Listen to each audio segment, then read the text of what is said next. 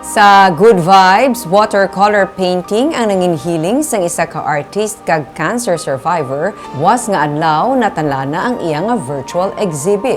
May report si Romeo Subaldo. Samtang nagapaayo nagikan sa iyang inagyan nga medical procedure, natagaan sa panahon si Gigi Campos para magpinta. Sulo sa iya, art ang iya naging pamaagi para sa iyang healing. Breast cancer survivor si Campos. Isa siya ka interior designer, basket maker, mosaic artist kag teacher. Isa man siya sa mga haligi sa Association of Negros Producers. 2017, sa liwat niya nga gindiskubre ang pagpinta. In 2019, na-diagnose ako with breast cancer.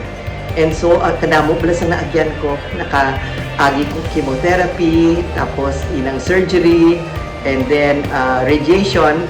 And it was during this time na na-discover ko gidya ang love ko for watercolor.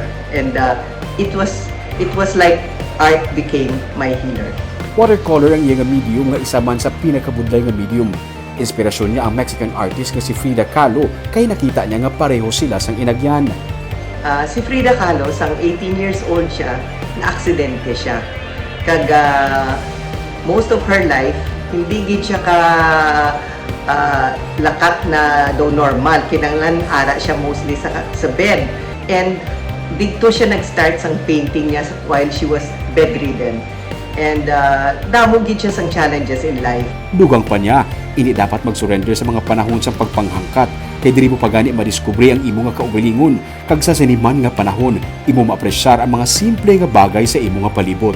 Kung wala ko nag-agi sang amuna ng mga difficulties, wala ko ma-discover ang so many things na I took for granted. Since most of the time, ara ko sa palay, kinanglan, magwa na ko sa garden, tanaong ko gidya ang mga tanom, ang mga dahon, ang mga bulak. Kag sang una, taken for granted ko na iya. And then suddenly nakita ko ka mga tapong gidya.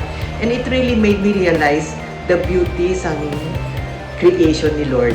Was magasugod ang iyang versions and visions virtual exhibit, diri makita ang Frida and folk art in the Eyes of Gigi Campos series.